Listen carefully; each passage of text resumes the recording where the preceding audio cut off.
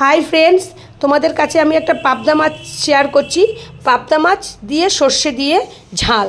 পাবদা মাছগুলোকে নুন হলুদ দিয়ে ভালো করে মেখে রেখেছি, আর কিছু তেল দিয়েও মেখেছিলাম। সামান্য তেল দিয়ে মাখলে পাবদা মাছ যখন আপনারা ভাজবেন তখন ছিটবে না। তারপরে বেগুন লম্বা লম্বা করে কেটে সেটাকেও আমি ভেজে তুলে রেখেছি। কালো জিরা ফোড়ন দিয়েছি তেলে, একটু টমেটো দিয়েছি। আর এই রান্নাটা কিন্তু আপনারা সর্ষের তেল দিয়ে করবেন। আর সর্ষে লঙ্কা আমি বেটে রেখেছিলাম, সেটা আমি ঢেলে দিলাম। ঢেলে কষালাম। কষাতে কষাতে যখন তেল বেরিয়ে আসলো, নুন লঙ্কা তো দিয়েইছি, হলুদ দিয়েছি, তারপরে একটু গরম জল দিলাম, দিয়ে মাছ আর বেগুন ঢেলে দিলাম। এই রান্নাটা আপনারা করে দেখবেন, খুব ভালো হয়। তারপরে যখন নামানোর আগেও কিন্তু আমি কিছুটা কাঁচা সর্ষের তেল দিয়েছি। এই রেসিপিটা যদি আপনাদের মনে হয় কোথাও ভালো লেগেছে, তাহলে প্লিজ লাইক কমেন্ট শেয়ার করবেন।